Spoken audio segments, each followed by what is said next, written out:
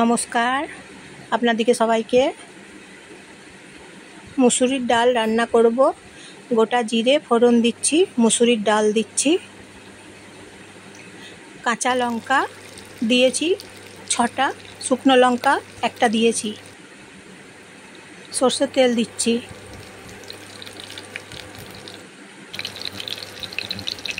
মুসুরির ডাল কড়াইয়ে দিচ্ছি,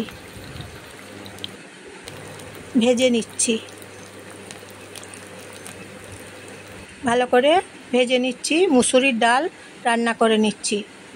লঙ্কা, গোটা জিরে, টমেটো দেবো, তারপর মুসুরির ডাল রান্না করে নিচ্ছি।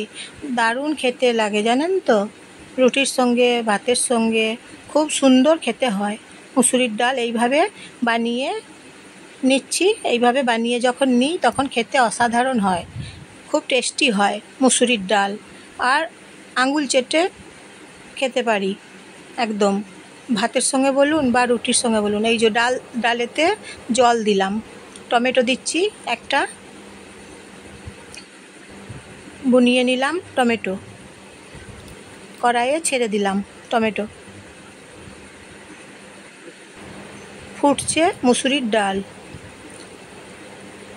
আমার ভিডিও যদি ভালো লাগে তাহলে লাইক করবেন। নতুন নতুন ভিডিও নিয়ে আবার চলে আসব।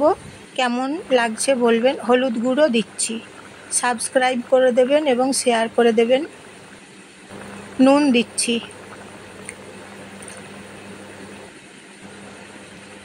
নেড়ে চেড়ে নিচ্ছি।